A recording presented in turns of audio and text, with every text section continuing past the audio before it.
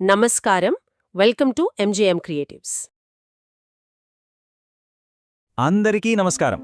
ఈనాటి మన ప్రత్యేక విశ్లేషణకు స్వాగతం. ఈరోజు మనం ఒక అద్భుతమైన కథను డీకోడ్ చేయబోతున్నాం. మణిపుర రాజ్యానికి చెందిన ఒక ప్రాచీన కథ ఇది.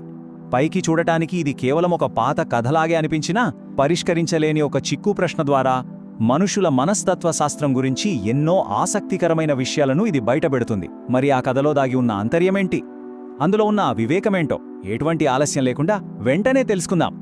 అసలీ కథ ఎక్కడ మొదలవుతుందంటే, ఒకప్పుడు మణిపుర రాజ్యాన్ని విక్రమసేనుడు అనే మహారాజు పాలిస్తూ ఉండేవాడు. ఒకరోజు సభా కార్యక్రమాలు మామూలుగానే జరుగుతున్నాయి. అకస్మాత్తుగా ఒక వింత అతిథి రాజసభలోకి వస్తాడు. అతని చేతిలో ఏమున్నాయో తెలుసా?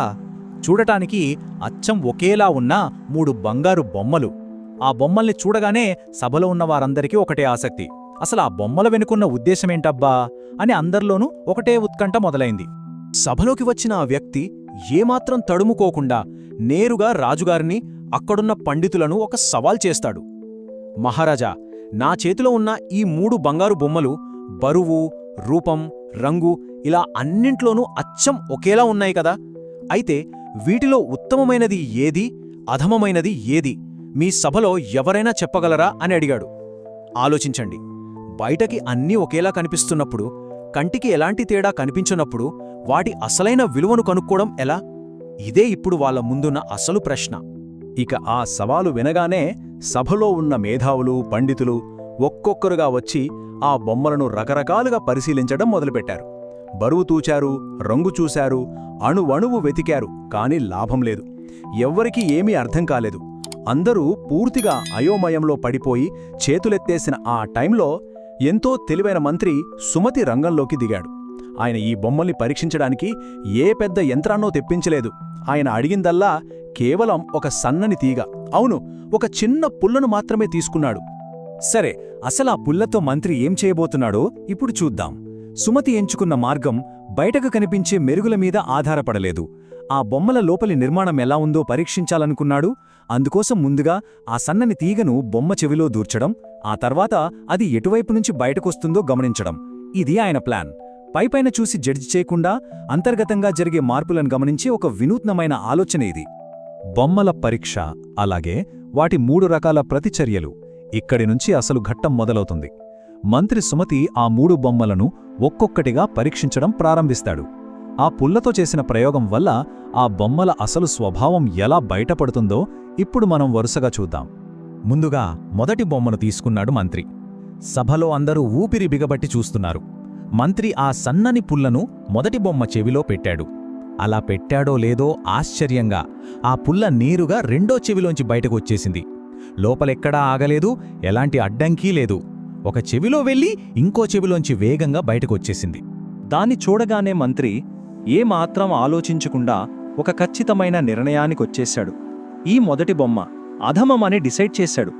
అంటే ఈ మూడింటిలోకెల్లా ఇది అత్యంత తక్కువ విలువైనది లేదా పనికిరాని బొమ్మ అని ప్రకటించేశాడు. పుల్ల లోపల ఏమాత్రం నిలవకుండా నేరుగా బయటకొచ్చేయడమే దాని అధమ స్వభావానికి నిదర్శనమన్నమాట. ఆ తర్వాత మంత్రి తన ప్రయోగాన్ని రెండో బొమ్మ మీద మొదలుపెట్టాడు. ఈసారి పుల్లను చెవులో దూర్చగానే ఒక ఊహించని మలుపు. ఆ పుల్ల రెండో చెవిలోంచి కాకుండా నేరుగా ఆ బొమ్మ నోటిలోంచి బయటకొచ్చింది. చూశారా? మొదటి బొమ్మ రియాక్షన్కి దీనికి ఎంత తేడా ఉందో. పుల్ల లోపలికి వెళ్ళిన దారి ఒకటే అయినా బయటకొచ్చిన దారి మాత్రం మారిపోయింది. ఆ పుల్ల నోట్లోంచి రావడం చూసిన మంత్రి సుమతి ఈ రెండో బొమ్మను మధ్యమం అని వర్గీకరించాడు. అంటే ఏంటంటే, ఇది మరీ పనికిరానిది కాదు, అలాగని ఉత్తమమైనది కూడా కాదు. దీని అంతర్గత విలువ కరెక్ట్గా మధ్యస్థంగా ఉంటుందని ఆయన ఖరారు చేశాడు. చెవి నుంచి నోటికున్న ఆ మార్గం దాని మీడియం క్వాలిటీని సూచిస్తోంది. మరి ఇక చివరగా మూడో బొమ్మ వంతు వచ్చింది. అందరి కళ్ళు దానిమీదే ఉన్నాయి. మంత్రి మళ్లీ అదే సన్నని పుల్లను ఆ బొమ్మ చెవిలో పెట్టాడు. కాని ఈసారి ఆ పుల్ల రెండో చెవిలోంచి కాని నోట్లోంచి కాని అస్సలూ బయటకు రాలేదు. అది లోపలికి వెళ్ళి అలా నేరుగా కడుపులోకి చేరి సురక్షితంగా ఉండిపోయింది. బయటకి దాని జాడ ఏమాత్రం కనిపించలేదు.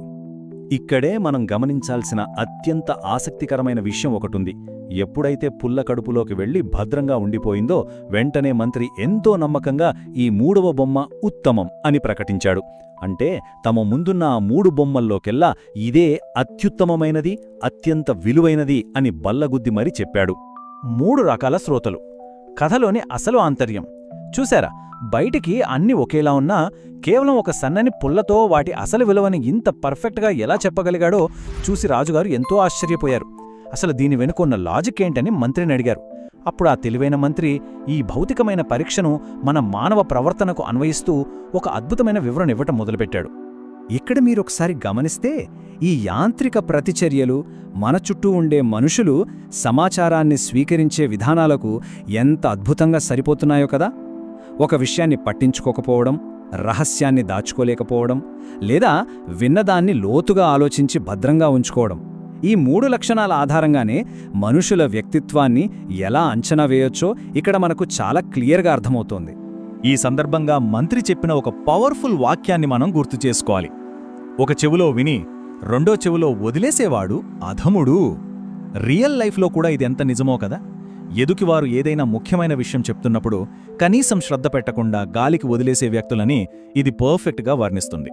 ఇలాంటి వాళ్లకి ఏ ముఖ్యమైన విషయం చెప్పినా అది వృధానే. ఇక మధ్యమ శ్రోతకు, అత్యుత్తమ శ్రోతకు మధ్య ఉన్న అసలైన వ్యత్యాసం ఏంటంటే, ఒక రహస్యం వినగానే దాన్ని మనసులో దాచుకోలేక వెంటనే 10 మందికి చెప్పేసి గాసిప్ చేసేవాడు మధ్యస్థుడు. వీళ్ళని మనం అస్సలు నమ్మలేము. కానీ విన్న సమాచారాన్ని అర్థం చేసుకుని, విశ్లేషించి దాన్ని తనలోనే సేఫ్గా ఉంచుకునే వ్యక్తి ఎప్పుడూ అత్యుత్తముడే. మన నిజ జీవితంలో సామాజిక సంబంధాలన్నీ కూడా ఈ డిఫరెన్స్ మీదే ఆధారపడి ఉంటాయి. ఆ మంత్రి లాజిక్కి, ఒక చిన్న ప్రయోగం వెనుక ఆయన ఆలోచించిన అంత లోతైన విశ్లేషణకు ఆ వింత అతిథి ముగ్ధుడైపోయాడు. కేవలం ఒక సన్నని తీగతో ఇంతటి గొప్ప సత్యాన్ని నిరూపించినందుకు మంత్రిని ఎంతగానో మెచ్చుకున్నాడు. ఆ అమూల్యమైన 3 బంగారు బొమ్మలను రాజుగారికే బహుమతిగా ఇచ్చి సంతోషంగా అక్కడ్నుంచి వెళ్ళిపోయాడు. నిజమైన వివేకానికి దక్కిన అసలైన గౌరవం ఇది. ఈ విశ్లేషణను ముగించే ముందు మనం ఆలోచించాల్సిన ఒక ముఖ్యమైన ప్రశ్న ఉంది. మనతో ఎవరైనా ఒక సీక్రెట్ లేదా ఒక ఇంపార్టెంట్ విషయం పంచుకున్నప్పుడు ఆ ఇన్ఫర్మేషన్ ఫైనల్గా ఎక్కడికి వెళ్తోంది? ఒక చెవిలోంచి మరో చెవికి గాలిలోకి కలిసిపోతోందా? నోటి ద్వారా ఇతరుల దగ్గరికి చేరుతోందా? లేదా మన మనస్సులో భద్రంగా ఉంటోందా?